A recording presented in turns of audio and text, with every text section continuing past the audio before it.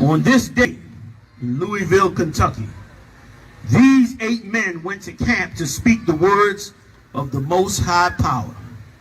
And as they had done countless times before, but on this day, they were attacked by a vile mob of heathens and sinful men who sought to take their lives and stop them from raising up the 12 tribes of the nation of Israel. That's right. However, in accordance to their training and the love that they had for one to another, they fought their attackers side by side. That's right. Shoulder to shoulder. Right. On to death if necessary. That's right. And at the end of the conflict, they prevailed and returned to their homes and to their brethren and their wives and their children. All was lost except one thing they brought back. They brought back the Bible. That's right. And delivered it back to this nation. Shalom Israel, you know what it is. This is Kentucky 8 Podcast.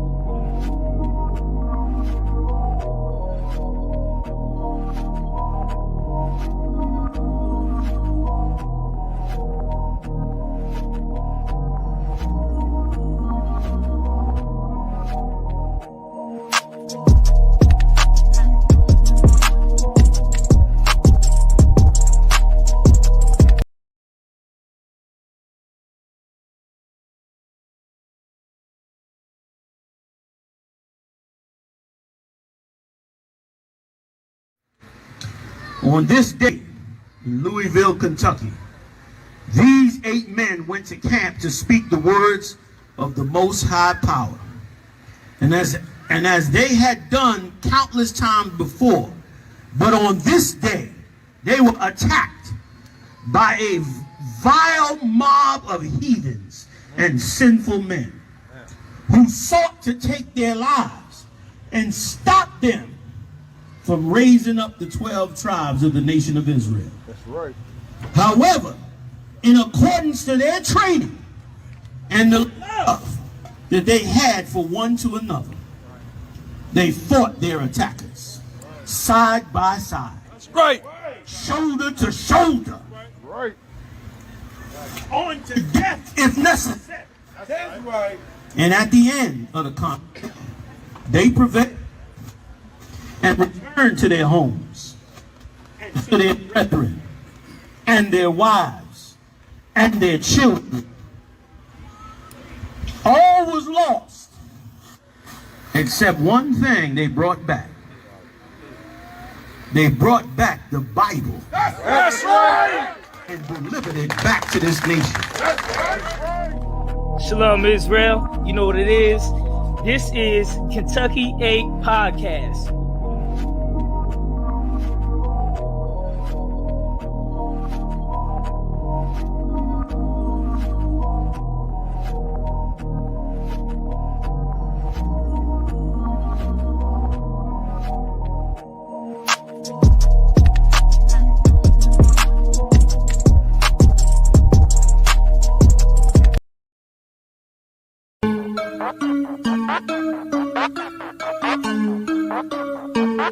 Subscribe to ISUPK Kentucky on YouTube.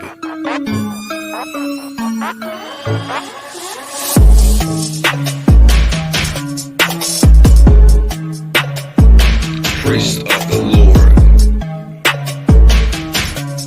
Teaching classes and street speaking.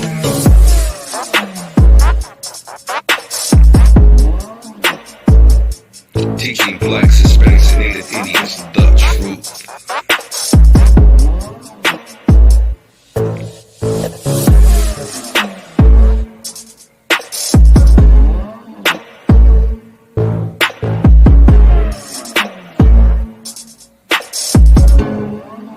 ISUPK Kentucky.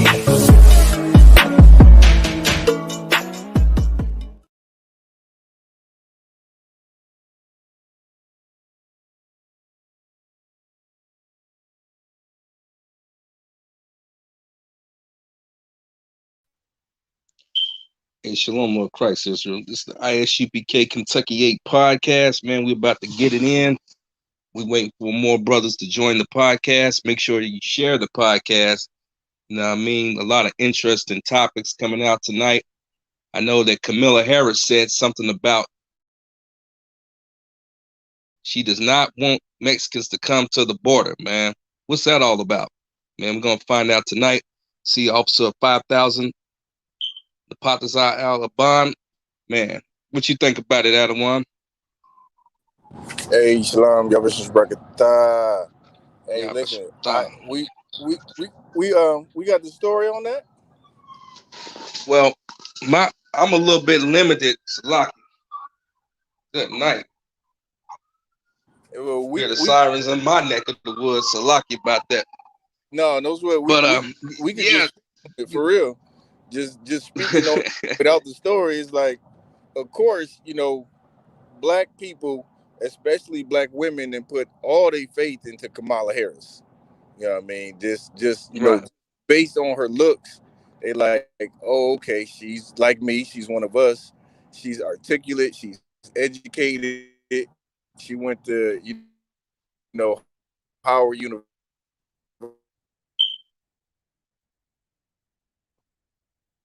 Not go through what your ancestors went through, and she's not going to face the same challenges that you face. You know what I mean? So she would long story short, don't put your faith in Kamala Harris because she cannot help you. Right. But I know that's just one of the stories that's coming out. They got I think there was another story, if I will, about how the FBI or the CIA recovered all that money, that ransom money that they supposedly paid as a ransom for that pipeline. We might be able to get to that story. Got the mighty man, Officer of Thousand Madara. What's going on with it, mighty man? So we're ready to get this podcast cracking, covering these stories that Israel needs to know. God, Most High in Christ. Well, I'm a little bit limited on this end. You got the story you want to bring out?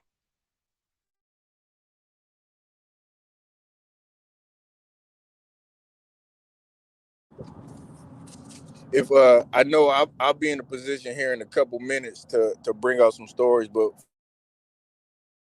until we get the stories popping, we can just kind of speak on some of the headlines that's going on. I definitely saw the article drop about the I think it was recovered something about cryptocurrency or for that line, Hamakabaf, if I'm not mistaken. I think it was digital cash that they recovered through some hacking that had occurred, and they lost a bunch of digital cash, if I'm not mistaken, and now they've recovered most of that digital cash. Sir. Yeah, that's the thing that we gotta understand. Hell, for all we know, it might have been the damn government, holding ransom for their own money. You know what I'm saying? We don't know because this is a really wicked place. They might have been the criminals that set everything up and recovered their own damn funds. Who knows? But we're gonna try to explore the topic once we get the stories up. Make sure y'all share this podcast also, man. We come every week, Tuesdays at 9, and we try to bring out these stories, man, so y'all can know what's going on. Your news, they'll give you the story, but what we try to show you is the underbelly of what's going on through the spiritual eyes, through the Bible, man, what the Most High say about this stuff. You know what I mean? Trying to see if we get that link right now. Anybody else got any more comments?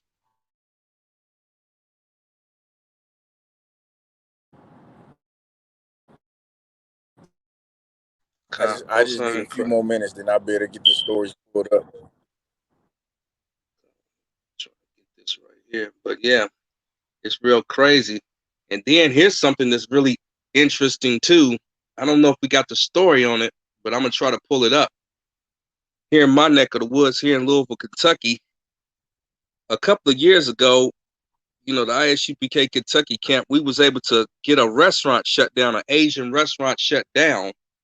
What had happened was there was a child that had got kidnapped by an Asian man at gunpoint. He was at a Kroger grocery store, and the Asian man had accused this 13-year-old black male of throwing a bottle or trying to steal something from his store. He grabbed the boy up and took him back to his Asian restaurant and held him at gunpoint. And of course, this made nationwide news. And it's just crazy because even though we went to social media and we petitioned Blacks, Hispanics, and Native Indians in the city of Louisville and the state of Kentucky to boycott that business, and they did. The ISUPK boycotted that business. We got the community behind us, and the business got shut down within a matter of days. And that business had been a staple in the Black community here in Louisville for over 20 years, but the ISUPK got it shut down in less than a week.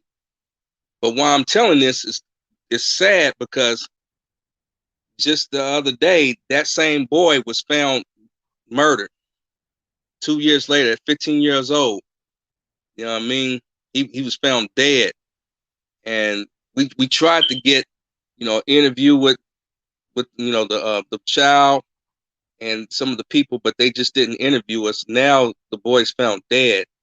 We try to help the community, but we need people to meet us halfway because part of this mission that we do in the ISUPK is to bring the information out, but also to mentor our people. And it's sad because now this 15-year-old youth is found dead when we stood up for him. You know what I mean? Salaki. And it's if I could, what's crazy about that, or what would be so right with what y'all did, and shout out to you, and I think Amawan Gabar was out there. Just shout out to the ISUPK under Commander Jay Hanna in general, and what y'all did was so heavy because imagine if we did that to all the heathen businesses that had ever wronged Black people or ever wronged Hispanic people, and really petitioned to get them shut down and cleared all those filthy heathens out of our neighborhoods. And then there would be space, there would be room and availability for Black-owned businesses, Hispanic-owned businesses, Native American-owned businesses. And then we could really thrive and support each other as a people. Because those heathens, they have you in a store, you spend your money with them daily, and they have zero amount of love for you. Zero. And so that, them being in our neighborhood doesn't benefit us at all. All they do is eat off us and make money off us, and that's it. Kind of kind, sir. And it's so crazy because just the boldness to be able to do that, to pull a gun on Black people in our own supposedly neighborhood, just goes to show you the true protection that Asians already had in this country. They talking about Asian hate, that they need more laws to protect them. No, everybody knew not to touch them Asians. They love General Tso's chicken too much to harm that damn Asian. You know what I mean? So that stuff about Asian hate is a joke because really what it is Black people get hated on all sides. You know what I mean? It's I'm gonna try to look for that story in the tail end if I can, but if I will, I got one story I want to talk about. Now, this is courtesy of ABC News, and it's titled, Harris Defends, Slocky, if I will, can everybody hear me loud and clear? And no distortions? I just want to make that clear. If it's no, you sound good. Bob on that.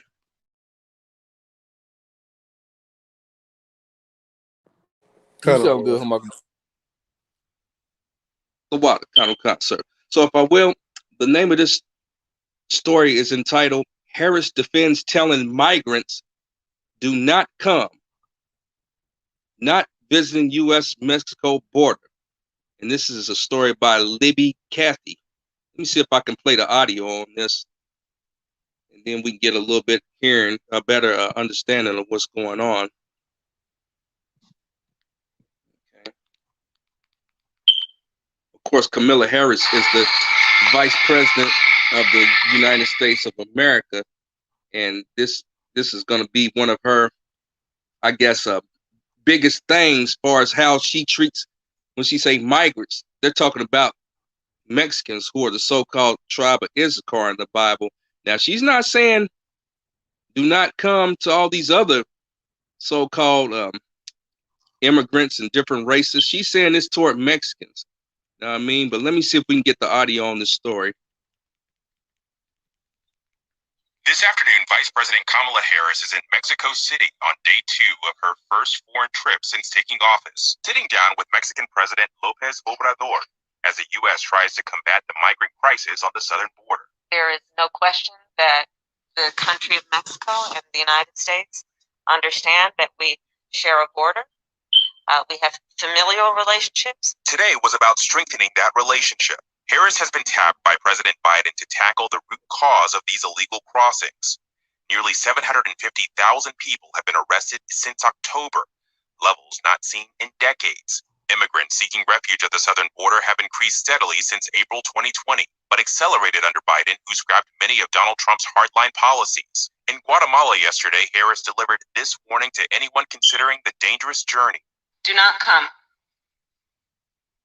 Do not come. The United States will continue to enforce our laws and secure our border. Harris promised the U.S. will fight violence and corruption, but that could take years. Republicans have also criticized President Biden and Harris for not visiting the border themselves. But the Biden administration claims it's still dealing with the legacy of Trump's border policies. According to a new report, more than 3,900 children were separated from their families under the controversial zero tolerance policy, far more than previously known. And more than 2,000 kids still haven't been reunited with their families. Just 58 are currently in the process of being reunited. That report also showed the parents of 391 children have still yet to be contacted, and their reunification status is still unknown. Alex Brachet, ABC News, Washington. So, what are y'all brothers' thoughts on that story? If you could hear it, pretty good.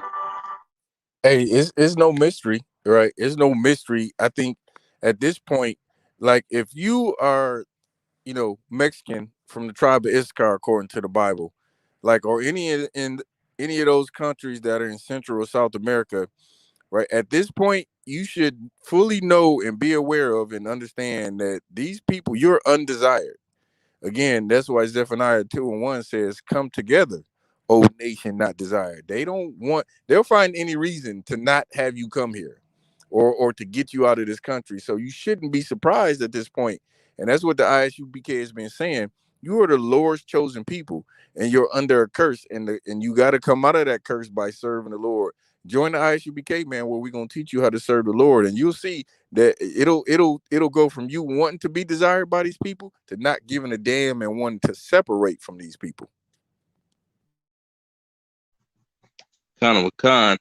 And if I will, I got a scripture to accompany that story, and it's coming out of Deuteronomy chapter 28 and verse 50, and it reads, "A nation of fierce countenance, which shall not regard the person of the old, nor show favor to the young." And that nation of fierce countenance is America. They don't care that there's people on that border that's sick, feeble, old.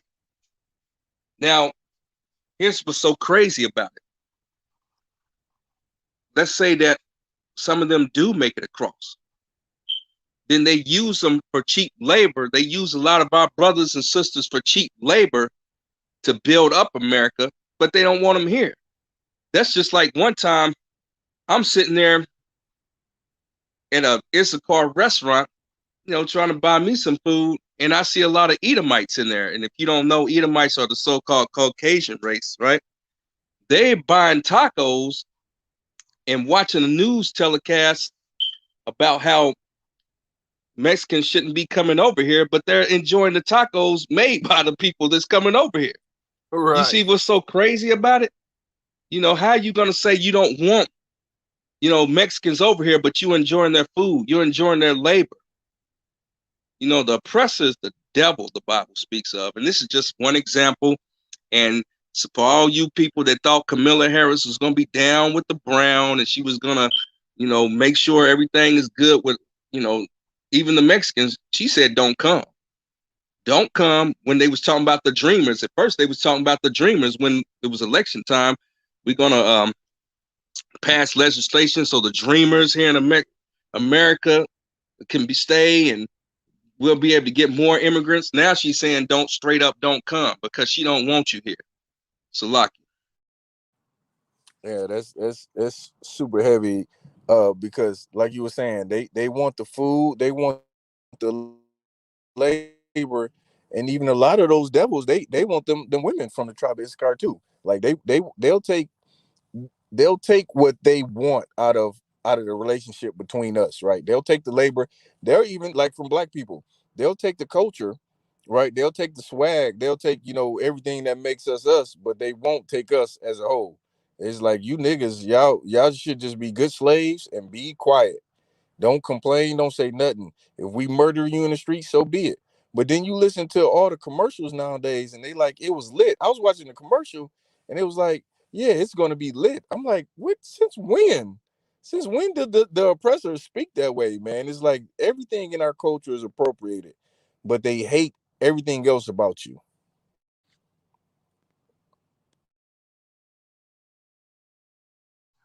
Wow, that's real heavy, Adawan. You got any thoughts on that, Officer Madara?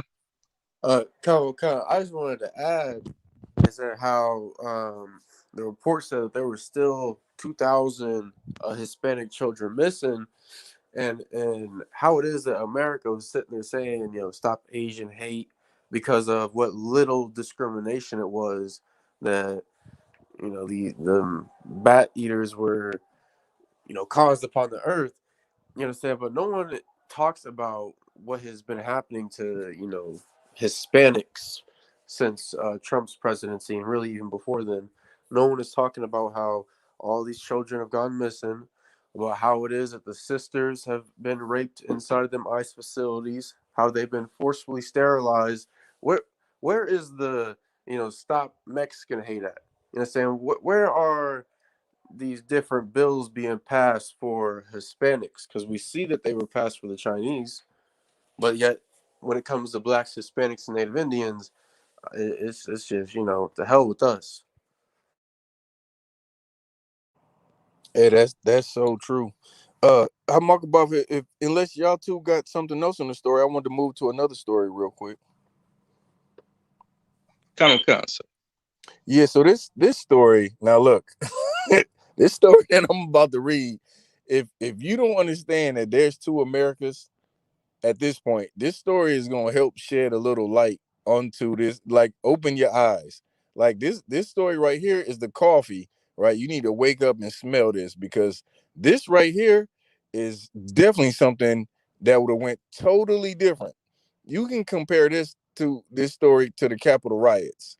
You got black people marching peacefully, like, even though we know in the ISBK marching don't help black people, but again, the protesters, they're marching peacefully. George Floyd's murder and different atrocities that had happened, right? And then they get met with cops in riot gear and all kind of stuff, and forcing them to go home. Where this insurrection happened by the so-called oppressor, right, on January 6th, and how they stormed the Capitol. Now the story I'm about to read is similar into how the reactions would have went or could have went, say that these people were black, right? So this is from ABC News, and this came out today. It says prosecutors deciding whether to charge 14-year-old who shot at Florida deputies as an adult. The girl was ordered to be held for 21 days at her first appearance in court. All right, so let me read a little more. It says the 14-year-old girl who allegedly opened fire at Florida deputies after breaking into a home could be charged as an adult, according to authorities. The teen and a 12-year-old boy are alleged to have engaged in a shootout with deputies from the Volusia County Sheriff's Office after running away from a group home and breaking into an empty house on June 1st. Authorities said she made her first appearance in Volusia County Court on Tuesday. It goes on to say she had been held at the Department of Juvenile Justice facility in Daytona Beach since she was released from the hospital. Andrew Grant, a spokesperson for Volusia County, told ABC a 9-day extension of the girl's detention is expected. right? So if you don't know the background of this story, like the story was saying, this 14-year-old oppressor's daughter, right, and a 12-year-old oppressor, they were in a group home. They broke out of the group home. They got into some house. The house had a AK-47, some handguns, and a shotgun. And it said that it had a large amount of ammunition. They in the shootout with a sheriff, right, a sheriff's deputy. They in a shootout with him, and he decided, right, I think they said it was like 30 minutes, and he decided to let them go on shooting until he, perceived that they would run out of ammo, and tried to talk them down. And this story right here shows you the compassion that the oppressor has for his people, because they killed George Stinney Jr. at 14 for a crime that he did not commit. You understand? But this 14-year-old, they're considering charging her as an adult. Whereas if that was a black kid, it wouldn't have been no court. It wouldn't have been no judge. It wouldn't have been nothing. There'd been a coroner. There'd been a coroner. There'd been something, a hearse or something, or whatever they take, the coroner's vehicle to take him away, and him and the 12-year-old would have been both dead. If those were blacks, if those were Israelites, they would have been dead, and it wouldn't even made it to court. The sheriff wouldn't have even considered, holding off till they ran out of ammo. He would have shot them down like dogs. Y'all want to say anything? Right. That's what I'm talking about. Like that scripture say, they hold themselves not guilty, and that doesn't just apply to the police. That applies to their race too, in every facet and aspect of life. Whatever criminal act that they commit, that's what it is. There's double standards, like you said, Adam. It's a lot. It's super crazy, because again, it's a situation where if that was a 14-year-old black girl and a 12-year-old black boy, or whatever, if they was both boys or both girls, if they was black, Hispanic, or Native American, and they're shooting at the police, man, forget about it. They'd have messed around, had SWAT come in there. They would have said, yeah, we tried to take them alive, but they tried to shoot on us. Like, there wouldn't have been no talking down. There wouldn't have been anything. Like, you see black people get killed with having nothing, let alone shooting at the police. Like, black people are running away from cops and they getting shot in the back. Black people are, just using words, arguing with the cop, and they're getting their face bashed in and everything else. Like, the difference, if you don't see two Americas after reading and understanding this story, like, you're blind and you don't want to wake up. Madara, you want to chime in with anything? I just want to say our oppressor is the devil the Bible speaks of. And like you said, how it is that, they always make sure that they show compassion to their own. Well, like, where was that compassion for, Breonna Taylor? Where was that compassion for George Floyd? To all these brothers and sisters who are unarmed and, just trying to survive in this wicked kingdom. And yet our oppressor always makes sure that he finds a way to, destroy us somehow. Damn right. It's a clear difference between the two people. Like the scripture say in Genesis, like, there's two manner of people that came out of the womb. And I know a lot of black people, they've lost faith in the Bible. And the reason they've lost faith in the Bible is because it's been taught by the Christian church. And the Christian church makes it a mystical, magical thing, which you can't believe. But believe this: there are two manner of people that came out of Jacob's loins. You understand? And those men you got Jacob, who is the forefather or the progenitor of you so-called blacks, Hispanics, and Native Americans. And then there's Esau, who's the progenitor of the people that oppress you today. And that people is prophesied that people would be evil to you. Like Hamakubah said, a nation of fierce countenance. Like, these people don't have any compassion on you, but they have all the compassion in the world for their people. So that was the, that story right there. You read that and your mouth just dropped. Like, you can't believe it. Like, people are shooting at the police and they're not dying. So it's just, it's super crazy. But let's see if we can get one more. I know we started a little late. Let's see if we could at least get one more story before we close it out. So Michael Buff, you was talking about the pipeline. So this is also from ABC. It says Colonial Pipeline CEO faces grilling about ransomware attack. It comes a day after the Justice Department seized millions in paid ransom. Right. so now this CEO, he has to go testify on Capitol Hill about this ransomware attack. All right. So it says the head of Colonial Pipeline faced tough questions from lawmakers Tuesday about the ransomware attack on his company that caused a major disruption in the nation's fuel supply and a run on gas stations along the East Coast. Colonial CEO Joseph Blunt's testimony before the Senate Homeland Security Committee comes a day after the Justice Department announced it had recovered millions in ransom the company had paid to hackers. It says the ransomware attack affected millions of Americans. Chairman Gary Peters, Democrat, Michigan, said to begin the hearing, the next time an incident like this happens, unfortunately, it could be even worse. I'm glad your company continues to recover from the malicious attack and that the FBI was able to recover millions of dollars in ransom paid. But I am alarmed that this breach ever occurred in the first place and that communities from Texas to New York suffered as a result. Peter said, make no mistake, if we do not step up our cybersecurity readiness, the consequences will be severe, he added. Listen, man, this story right here to me smells of bullshit. This story right here smells of pure D bullshit. And I'll tell you why. Because it says the FBI recovered millions of dollars. Okay, so if they had to pay ransom in $1 million, why not you give the people discount on gas for the same time that it was spiked up high? We was at, I don't know where it was where y'all was at, but we was at, over $3 a gallon. Like, if you recover millions, wouldn't it be fair since we had to pay? Like, basically that cost is being passed on to the consumer. And what would be fair is that you gave a discount at gas. So now instead of paying $3 for gas for 3 weeks or 4 weeks or whatever it was, that now we pay $1.50 for gas or $1.25 for gas or something that would help the people. That's how you know that this, and they're probably all in cahoots.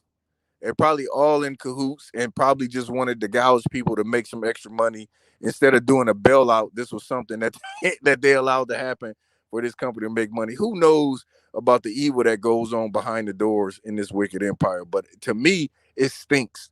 Like, all of a sudden now your systems are so tight to like gas is hung up. It's like, this is America. Ain't y'all the number one superpower in the world? And you still got cyber attacks happening that cripples the whole economy. Like, there's no care for the people. And really it's the poor people who suffered that had to pay money to get to the extra money. Like, expenses went up when they had to get to the slave or drop their kids off to school. And nobody cares about the poor people except the ISUPK. Damn right, Adawan. It's real heavy. You have made a point, them being in cahoots. That's just like, I'm an OG, I'm an old head. Back in the day, they had this movie with Eddie Murphy called Trading Places. And basically it was a movie about Eddie Murphy was poor and homeless, and something happened where they two rich white men that was in stocks and commodities, they made a bet, that they just basically made a bet, on Eddie Murphy's life. That's basically what they do. They do this in real life, with stocks and commodities, including gas. They manipulate, they look at things, and at the end of the day, they're going to manipulate it in their favor. And when I say they, I'm talking about this government that we live in to keep Blacks, Hispanics, and Native Indians down. Even though we built this place with our blood, sweat, and tears, free labor through slavery, now that they've accumulated the wealth and established their system, it's important for them to keep it that way, because this system was going down due to coronavirus, and it's still dwindling. That's why they want, they're trying to figure out ways to get money. And that's probably just another way to get money. They gave out the stimulus, but then they had to figure out how to get the stimulus money back. So they, they increased gas prices. We got to look at the bigger picture of things. So, like, that's just my take on that. No, I agree with you. I'm convinced that they can't just give out that money and not have it come back through the economy. Say everybody had that, everybody who got the stimulus, they kept it and saved it and put it in their bank account. Like, America would be up shit's creek. Like, they need that money to come back into the economy. That's why it's called a stimulus package, so it can stimulate the economy and get things going. Because the Lord brought the COVID-19 and shut down damn near the whole world, right? America was damn sure shut down. It was losing millions, billions of dollars, maybe trillions of dollars. And these Edomites, they went crazy. They started storming, like, you remember they stormed the Capitol in Michigan. It was like, you better open, they threatened the governor. You better open it back up to where we can get back to business because we're losing money. That's how you know that we're different people. Because Black people, Hispanics, Native Americans, we can live without money. We've been poor all our damn lives. Your oppressor, he can't live. He's not willing to live the way that you live. You can struggle. He cannot struggle. When he struggles, somebody got to die. I got to storm the Capitol. I got to threaten to kill the governor. I got to do all this stuff. That's how your oppressor feels. He can't handle the things that you can handle. That's because you're the Lord's chosen people. And I agree with you. I believe it's all a ploy, somehow, some way, to get some of that money back that they gave to you poor Negroes and Blacks and Hispanics and Native Americans that they did not want to give. And so I don't trust that there was some cyber attack, right? I don't trust that you got, oil corporations. Like, why doesn't everything have, top level, unbreakable security? Like something like that can cripple economy. And so to me, it smells like there's, it smells bad. It smells rotten. Something's awry. And I just don't believe it. And I think Black people just, the children of Israel, man, again, like we brought out in the other story, we have to learn to depend on one another and not put our faith in this country, because we see what happens when we do. We get gouged on an everyday necessity. So, like I ran a little long. Matarai, you want to jump in on something on that? Lie. Okay. Y'all want to do one more? Or y'all want to close it out? So if I may, I was speaking on the story that happened here in Louisville. I picked up the story. If we can touch on this real quick, because this directly affects our efforts. If I could. Yeah, let's do it. Let me play an audio clip. Now, this is courtesy of Wave 3 News here in Louisville, Kentucky. Let me see if they play the commercial or what they're going to do. I'm Janelle McDonald.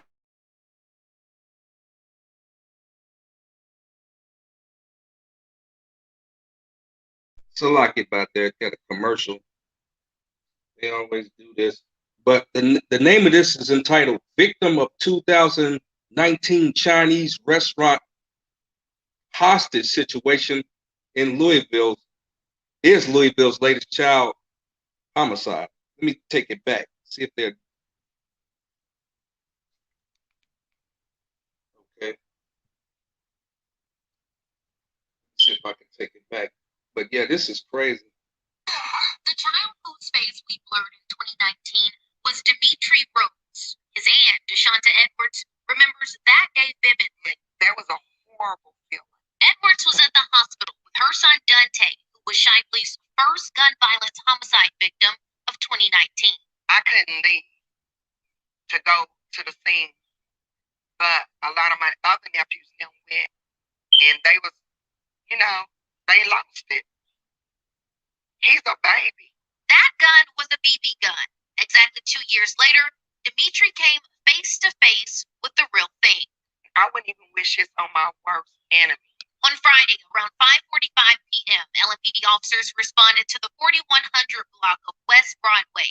Inside a home, officers found 15-year-old Dimitri shot and killed. The suspect in the shooting was also inside the home and refused to come out, eventually surrendering 4 hours later. We're facing a record number of violence and homicide, and particularly in youth. That's very alarming to us, as police officers and people of the community. Another loss to this family and a concerning issue in the city of Louisville, Dimitri, is the 11th child this year who's lost their life to gun violence. Still waiting on justice for her son and now her nephew. Edwards says it's time to get control over the streets and help families like hers get answers. I don't even know if the guy's still arrested. So until we know that arrest actually has been made, I don't feel like it's closure yet. Reporting in Louisville, Faith King, Wave 3 News. Police say the homicide unit continues to investigate, and there have been no arrests made at this time. Wow, Salaki. And that's so sad because, we stood up for this young man 2 years ago, and we got that Chinese restaurant shut down, but now he's dead. He's dead because here's what happened. The Asian man that actually held him at gunpoint, they claimed he had a BB gun at the time, but that was a real gun. They tried to lessen the blow and say, no, that was just a BB gun. Let me tell you something. Ain't no Asian man in the West End with no BB gun. He took that child by force with a real gun. But what happened was he just went to a different side of town, and this child, he didn't get justice. And, they just treat him like another black youth. Let the streets have him. Man, I wish we could have got to him. We tried our best to reach out. He could have became a trooper in the ISUPK, and Lord willing, been raised up. But now he's just another casualty to the streets. That's why it's important for our people, Blacks, Hispanics, and Native Indians, to take these stories seriously. Get in contact with us, isupk.com. Find out the nearest school in your city, your state, and get in contact with us, man. We need to stop the youth violence. And that's how Commander General Yohana do it, man. He raises up black males so that we can go out and save our people and not be another casualty out here in the streets. Anybody got any thoughts on that story? Man, that is incredibly heavy. That's incredibly heavy because there was an opportunity, to get down with the ISUPK. And this I got a few things about the story. Like, black people, they look at us and we are radical, right? We have unconventional thinking. We dress funny. We talk harsh. We go against the grain with everything. I mean, we look like, lunatics, according to the world. But the love and care that we have for our people is tremendous, right? We have a tremendous amount of love for our people, so much so that we'll go as far as to get stores shut down if there's some heathen that then tried to put their hands on us.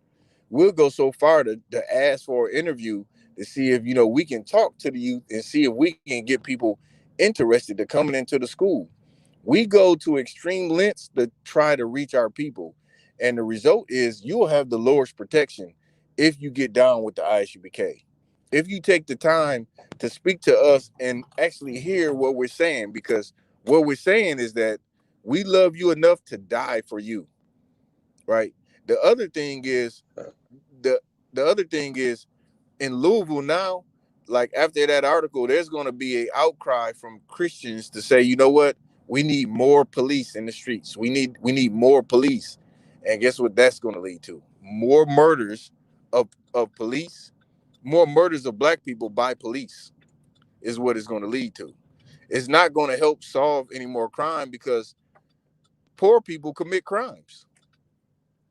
Poor people commit crimes. Poor people don't have leadership or guides or people that are mentoring the youth. Your Christian pastor is supposed to be taking up the mantle of leading people, but instead he's too busy with his greasy ass collecting a check. And so the outcry now is going to be for more, like it is in every major city where Blacks, Hispanics, and Native Americans at. The outcry is from the Christians that say we need more police. which what they should be saying is we need more jobs. We need more education. We need more things so we're not so oppressed. But really what these people need, they need the ISUBK in Louisville. The ISUBK is so needed in Louisville, you wouldn't even believe it. Because what we tell people is the absolute truth, and we have the blueprint on how to stop this violence on Israelites. And we could do it. If you listen to them crazy niggas that be yelling on the street corner, we can do it. And that's what we're gonna do, whether people like it or not. We coming. ISUBK is growing and expanding every day. And we gonna come down in Louisville again, and we willing to die to push this truth to our people, because guess what? They dying without it. So they damn sure need it. So that's a super sad story, man. And I pray that the Lord, has mercy on the city of Louisville, and the prophets actually get to go down there, man, and wake up the people. Khan, sir.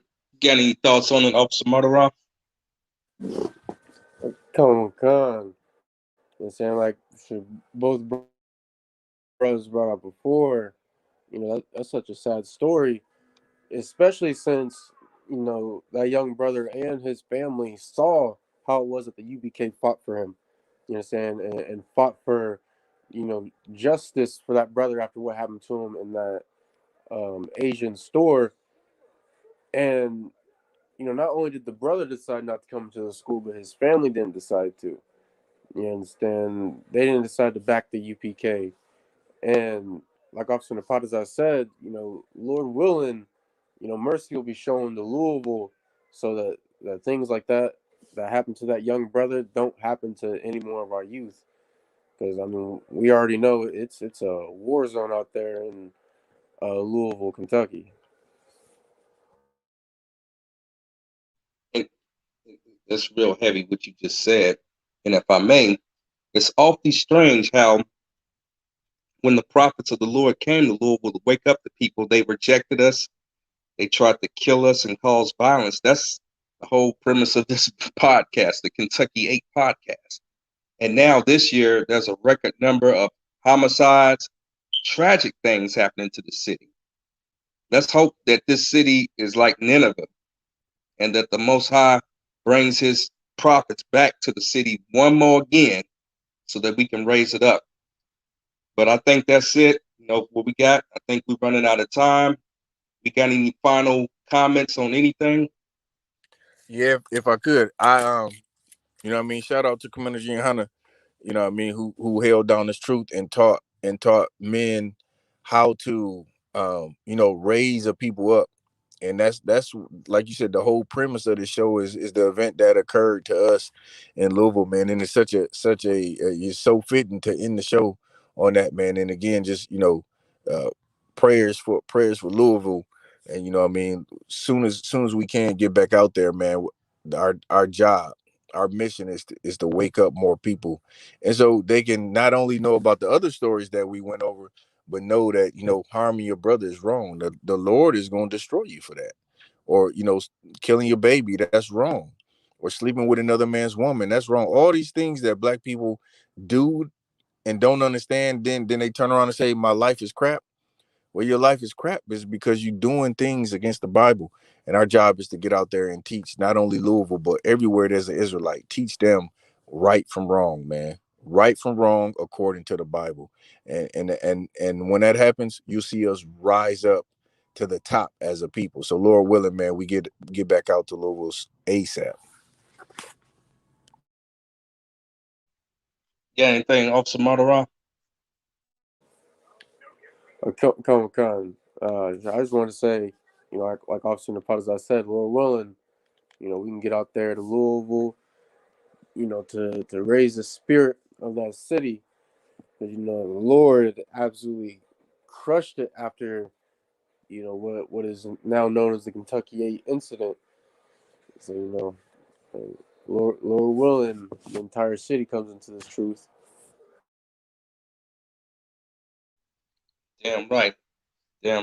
With that said, this has been another episode of the Kentucky 8 podcast. You can also check us out this Friday on the Facebook pages, the One West UPK Louisville Facebook page, the ISUPK Indiana Facebook page. And I don't know, Southern Ohio, y'all might want to get down and get y'all's Facebook page. I know y'all doing big things out there, but we also have the podcast streaming on YouTube on the ISUPK Indianapolis Facebook page.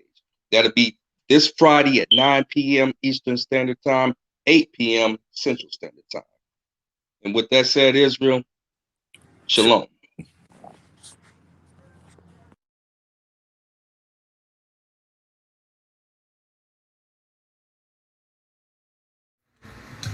On this day in Louisville, Kentucky, these 8 men went to camp to speak the words of the Most High Power.